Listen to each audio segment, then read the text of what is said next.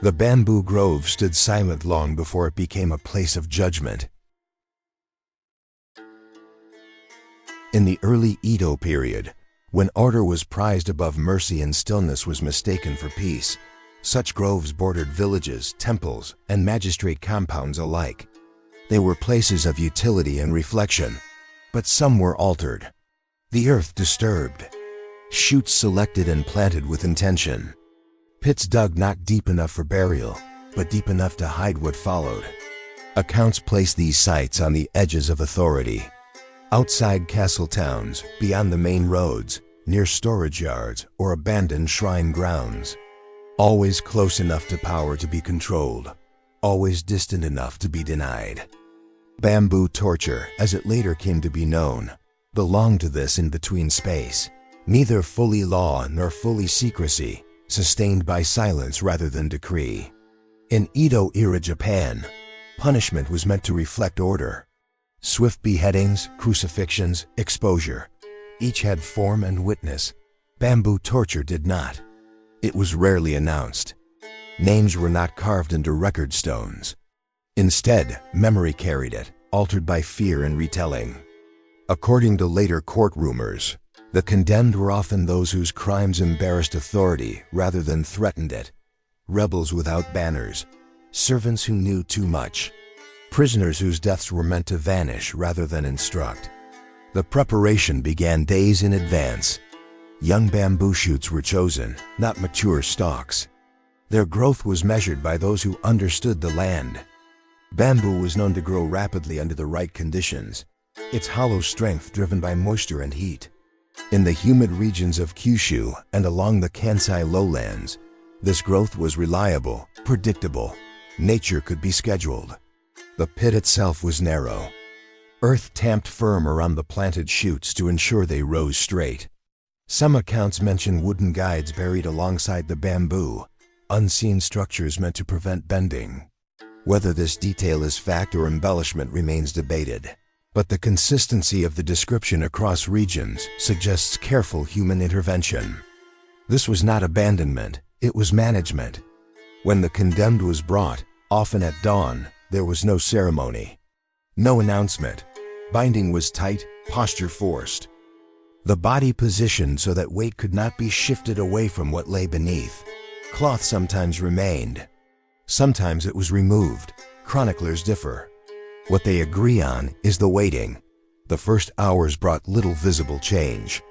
Bamboo does not announce itself. Beneath the earth, pressure built. Above, the bound body reacted to exposure. Cold gave way to heat. Breath shortened. Insects gathered. The smell of sap mixed with sweat and soil. According to whispered accounts from temple workers forced to clean nearby grounds, the silence was worse than screams would have been. It was said in court that some magistrates justified the method by claiming the executioner never touched the body after binding, that the earth itself delivered judgment. Modern scholars dismiss this as moral distancing, an attempt to erase human responsibility. What cannot be disputed is that the process required oversight. Growth was checked, the body inspected. Death confirmed only when breath failed completely. As the bamboo rose, flesh yielded, slowly, without the shock that allows the body to flee inward. Pain unfolded over hours, then days. Muscles weakened. Blood loss was gradual. Fever followed. Some victims reportedly lost consciousness long before the end. Others remained aware far longer than expected. Here the stories diverge, shaped by horror and imagination. Whispers spread that those who survived longer were cursed, that the bamboo resisted them, that spirits lingered in the pit. Yet many historians believe these tales emerged later, born from the need to explain unbearable endurance. Similar rumors appear in other cultures. In parts of Southeast Asia, bamboo was associated with punitive restraint. In Ming and Qing China, slow death punishments emphasized duration over spectacle. The Edo period absorbed and reshaped these ideas, folding them into local systems of order. Bamboo torture was never codified, never standardized. That absence is itself telling.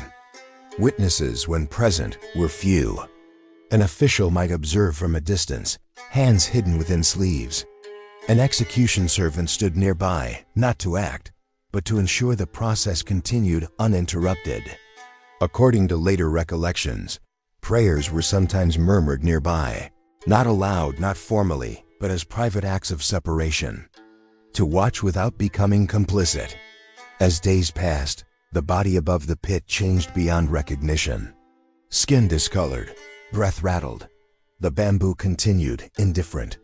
Some accounts claim that rain accelerated the process, swelling the earth and feeding the shoots. Others insist rain was avoided, that coverings were placed to control timing. These contradictions reveal the deeper truth. This was not ritual, it was experimentation.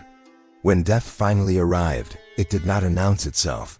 There was no single moment, only stillness. The executioner approached, bindings were cut.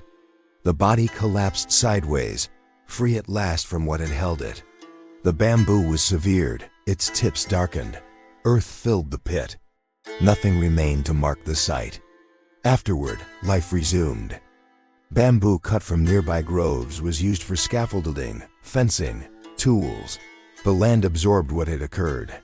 In some villages, elders warned children away from certain paths without explanation. In others, nothing was said at all. By the height of the Edo period, centralized law tightened. Unofficial punishments diminished. Bamboo torture retreated into rumor, into cautionary tales whispered among servants and prisoners. Some scholars argue it was never more than isolated cruelty. Others point to its persistence in regional folklore as evidence of broader use. The truth likely lies between. What remains is the image. A living thing turned into an instrument of death. Not through rage, but through patience.